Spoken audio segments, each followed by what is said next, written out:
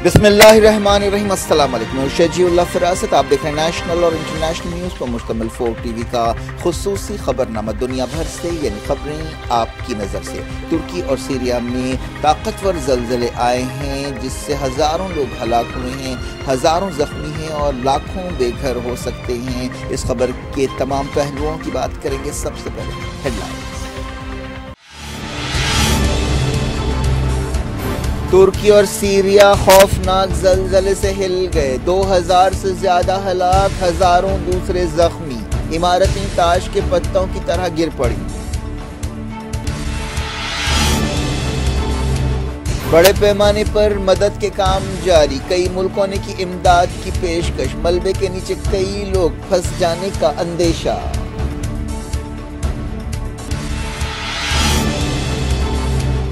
ताइब Erdogan ने emergency declare कर दी, कहा 1939 के बाद का सबसे बड़ा सानेहा है, कई इलाकों से कोई खबर नहीं।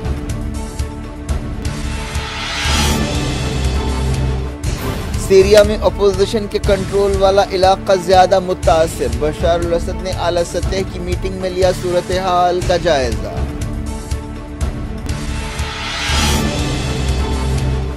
जरीको के करीब इसराइल की कार्रवाई, 7 फलस्तीनी फाइटर्स जाँ बहक। इस्लामी जिहाद ने कहा जवाब देंगे। खamenei ने गिरफ्तार एहतजाजियों के लिए किया माफी का ऐलान, अपोजिशन मुतासिर नहीं।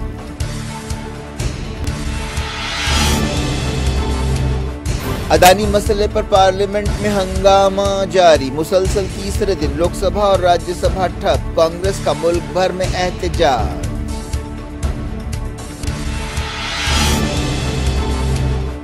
तब्दीली मजहब कानून के खिलाफ दरखास्तों पर सुप्रीम कोर्ट में होगी 17 मार्च को सुनवाई।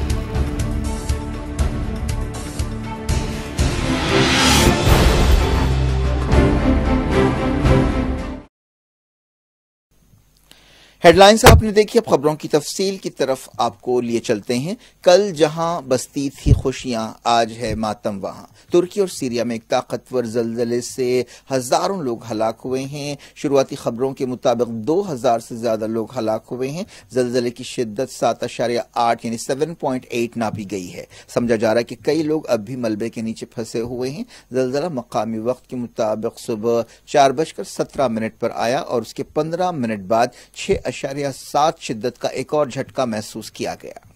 तुर्की के सदर ताइब एर्दोगान ने बताया कि 5000 से ज्यादा लोग जख्मी हैं। उन्होंने इसे तुर्की में 1939 के बाद मुल्क का सबसे बड़ा सानेहा करार दिया और कहा कि इस जलजले के नतीजे में तुर्की में 2818 इमारतें गिर पड़ी।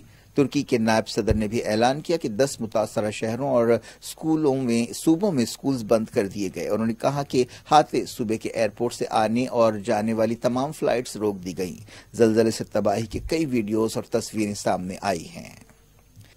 WHO ने कहा है कि उसे तुर्की के बाज़ इलाकों के बारे में फिक्र है क्योंकि वहां से जलजले के बाद कोई खबरें नहीं आ रही हैं। रेड क्रिसेंट ने ब्लड डोनेशंस की अपील की है। सीरिया के एलेप्पो, हमा और आसपास के सूबे सबसे ज्यादा मुतासिर हुए हैं। इन सूबों में कई इमारतें ताश के पत्तों की तरह गिर पड़ी और कई हलाकतें हुई। एक अंदाजे के मुताबिक हमा, एलेप्पो, तरतुस और लताकिया में 500 से ज्यादा लोग हलाक हुए और 1000 से ज्यादा जख्मी हुए। ये फाइनल फिगर्स नहीं है। नॉर्थ सीरिया में हुकूमत के मुखालिफ बागियों के कंट्रोल वाले इलाकों में जलजले से तबाही आई। इनमें वो इलाके भी शामिल है जहां तुर्की के हामी मिलिटेंट्स का असर है। सीरिया का सरहदी शहर हरीम पूरी तरह से तबाह हो गया।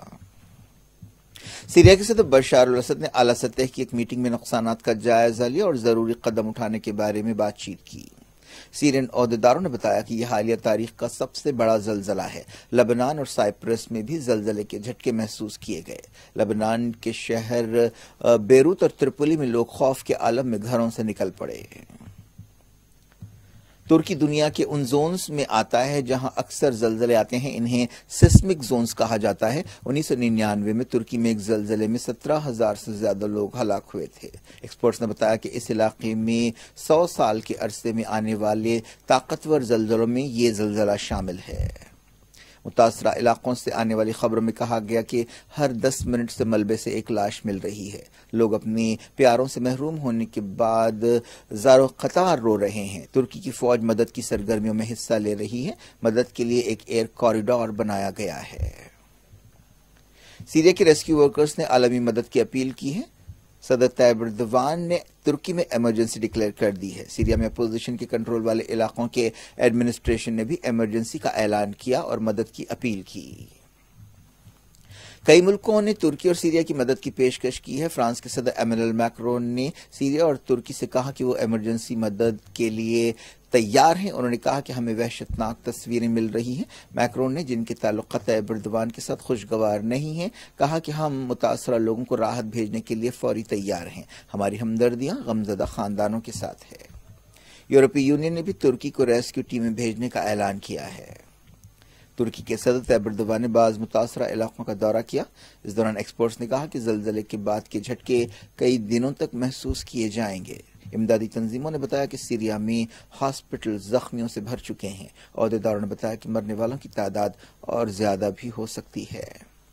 یوکرین کے صدر وولودیمیر زیلنسکی نے کہا کہ ان کا ملک زلزلے کے بعد ترکی کو ضروری مدد دینے کے لیے تیار ہے۔ امریکہ نے کہا کہ وہ کسی بھی طرح کی مدد کے لیے تیار ہے۔ صدر جو بائیڈن نے حکم دیا کہ متاثرین کی مدد کی اپیلیں ہو رہی ہیں ان کا جواب دیا جائے اور اس پر کارروائی کی جائے۔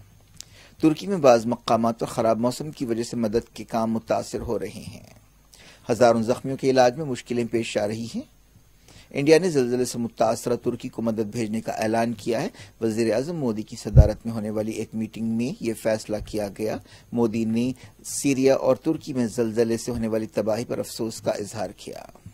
برطانیہ کے وزیر اعظم رشی سونک نے بھی مدد بھیجنے کا اعلان کیا۔ زلزلے کا مرکز ترکی کا شہر غازی انتیب تھا۔ ایک رپورٹ میں کہا گیا کہ صرف 3 دن پہلے نیدرلینڈز کے ایک ایکسپرٹ نے ترکی میں زلزلے کے تعلق سے وارننگ دی تھی۔ ترکی میں 1939 میں آنے والے زلزلے میں 33,000 لوگ ہلاک ہوئے تھے۔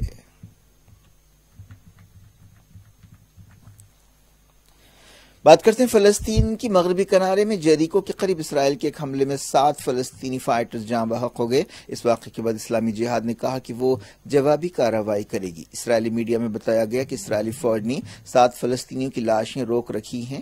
جیریکو ایک تاریخی شہر ہے اور ہمیشہ وہاں پر اسرائیلی فوج کی سخت نگرانی رہتی ہے۔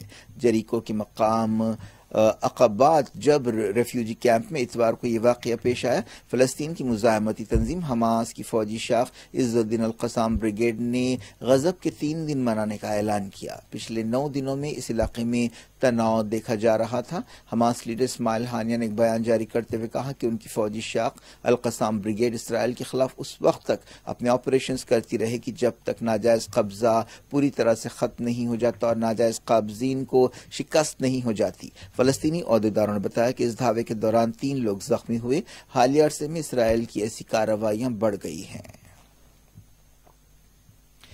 ایک رپورٹ کے مطابق یروشلم ایئرپورٹ کے قریب یہودی بستیوں کی تعمیر کا منصوبہ ہے۔ اسرائیلی میڈیا میں کہا گیا کہ وزیر اعظم بنجامن نیتن یاہو اسی ہفتے پروجیکٹ کے بارے میں ایک میٹنگ کریں گے۔ اس منصوبے کے تحت 9,000 ہاؤسنگ یونٹس بنائی جائیں گی۔ ڈائریکٹ انٹرنیشنل نیوز کے سلسلے کو ایران میں سپریم لیڈر سید علی خامنائی نے حالیہ احتجاجات میں حصہ لینے والوں کو معافی دینے کا اعلان کیا ہے، لیکن یہ معافی سب کے لیے نہیں ہوگی۔ لیکن ایران کی اپوزیشن کے کارکنوں نے اسے منافقت قرار دیا ہے اور وہ اس معافی سے متاثر نہیں ہیں۔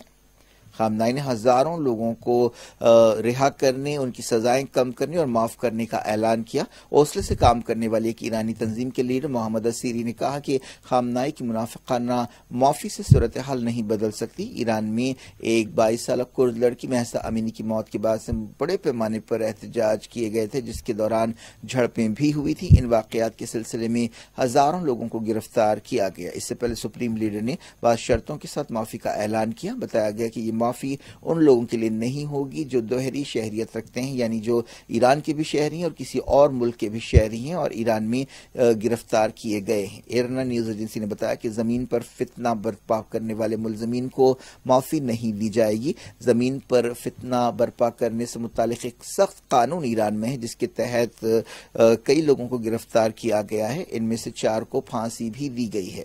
ایک سرکاری بیان میں کہا گیا کہ یہ معافی ان لوگوں کے لیے نہیں ہوگی جو غیر ملکی ایجنسیوں کے لیے جاسوسی کر رہے تھے یا جن کا تعلق اسلامی جمہوریہ کی دشمن طاقتوں سے ہے۔ ایرنا نیوز ایجنسی نے بتایا کہ تقریباً 20,000 لوگوں کو احتجاج اور گڑبڑ کے سلسلے میں گرفتار کیا گیا ہے۔ انسانی حقوق کی عالمی تنظیموں کا دعویٰ ہے کہ کریک ڈاؤن میں 500 سے زیادہ لوگ ہلاک ہوئے ہیں، ان میں 70 بچے ہیں۔ ایران کے جوڈیشری چیف غلام حسین محسنی نے خامنہئی کو خط لکھتے ہوئے درخواست کی تھی۔ خامنہئی نے ایران کے انقلاب کی سالگرہ کی مناسبت سے معافی دی تھی۔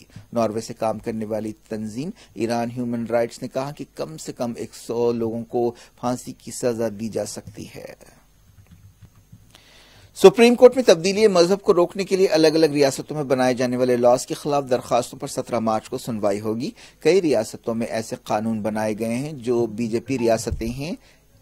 ان لاز میں جعل سازی کے ذریعے یا زبردستی تبدیلی مذہب پر سخت سزاؤں کی گنجائش رکھی گئی ہے۔ سمجھا جاتا ہے کہ ایسے قانون کا اصل نشانہ وہ مسلمان ہیں جو ہندو عورتوں سے شادی کرتے ہیں۔ Chief justice D Y Chandrachud کی قیادت والی بینچ ایک وکیل اشونی اپادھیائے کی درخواست پر سنوائی کر رہی ہے۔ اپادھیائے نے شخصی حیثیت سے یہ درخواست داخل کی ہے۔ کئی دوسرے گروپوں کی طرف سے بھی ایسی درخواستیں داخل کی گئی ہیں جن میں ریاستوں میں بنائے جانے والے قانونوں کو چیلنج کیا گیا ہے۔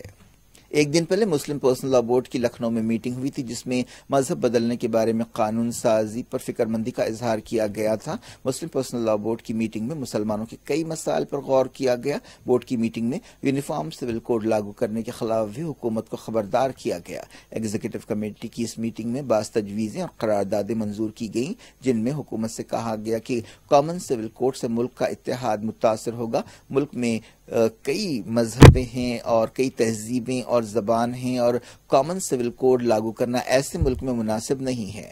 مسلم پرسنل لاء بورڈ نے 1991 کے عبادت گاہ قانون کی حفاظت کا بھی مطالبہ کیا۔ میٹنگ میں آسام میں کم عمری کی شادیوں کی روک تھام کے نام پر مسلمانوں کی گرفتاریوں پر فکر مندی کا اظہار کیا گیا۔ ایک قرارداد میں کہا گیا کہ مسلمانوں کو مسلم لڑکیوں کے لیے خصوصی اسکولز اور کالجز قائم کرنے چاہیے تاکہ وہ محفوظ ماحول میں تعلیم حاصل کر سکیں۔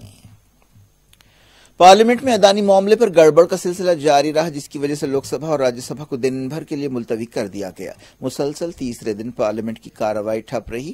کانگریس، ڈی ایم کے اور دوسری پارٹیوں کے ارکان لوک سبھا میں ایوان کے بیچ میں جمع ہو گئے اور جوائنٹ پارلیمنٹری کمیٹی تحقیقات کا مطالبہ کیا اور نعرے لگائے۔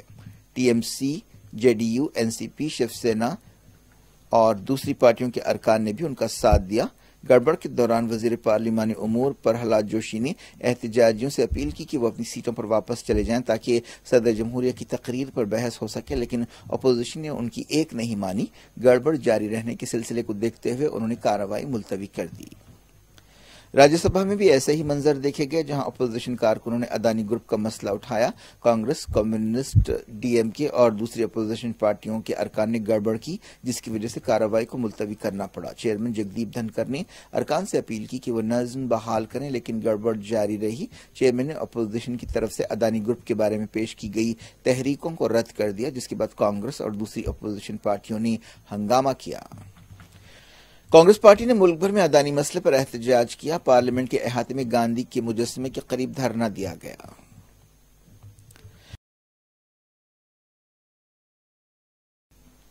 تلنگانہ کے چیف منسٹر چندر شیکھر راؤ نے ادانی معاملے کی تحقیقات کا مطالبہ کیا ہے۔ انہوں نے اپنی بی آر ایس پارٹی کا ایجنڈا جاری کیا جس میں انڈیا کی نئی صورت گری کی بات کی گئی اور کہا گیا کہ انڈیا کو سپر پاور بنانے کے لیے کیا کرنا چاہیے۔ کے سی آر نے پارلیمنٹ اور اسمبلی کی سیٹوں میں عورتوں کو 33% ریزرویشن دینے کی تائید کی۔ تلنگانہ کے وزیر فائنانس ہریش راؤ نے 2.9 لاکھ کروڑ روپے کا ٹیکس فری بجٹ پیش کیا۔ اسمبلی میں بجٹ پیش کرتے ہوئے انہوں نے کہا کہ ریاستی حکومت انفراسٹرکچر ڈیولپمنٹ اور عوامی بھلائی کو اہمیت دے رہی ہے۔ کیا کچھ ہو رہا ہے آپ کی دنیا میں، آخر میں ہیڈ لائنز دنیا بھر سے ایک بار پھر دیکھ لیں۔ ترکی اور سیریا خوفناک زلزلے سے ہل گئے، 2000 سے زیادہ ہلاک، ہزاروں دوسرے زخمی، عمارتیں تاش کے پتوں کی طرح گر پڑی۔ بڑے پیمانے پر مدد کے کام جاری، کئی ملکوں نے کی امداد کی پیشکش، ملبے کے نیچے کئی لوگ پھنس جانے کا اندیشہ۔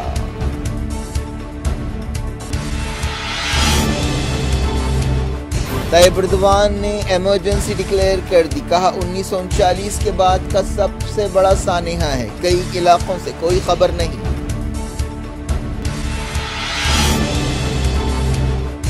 سیریا میں اپوزیشن کے کنٹرول والا علاقہ زیادہ متاثر، بشار الاسد نے اعلیٰ سطح کی میٹنگ میں لیا صورتحال کا جائزہ۔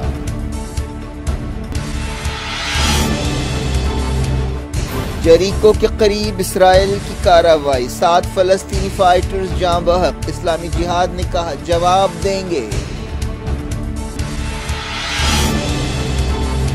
خامنائی نے گرفتار احتجاجیوں کے لیے کیا معافی کا اعلان، اپوزیشن متاثر نہیں۔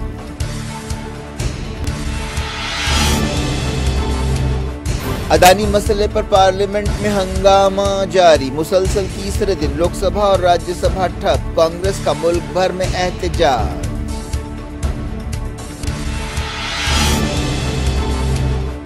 تبدیلی مذہب قانون کے خلاف درخواستوں پر سپریم کورٹ میں ہوگی 17 مارچ کو سنوائی۔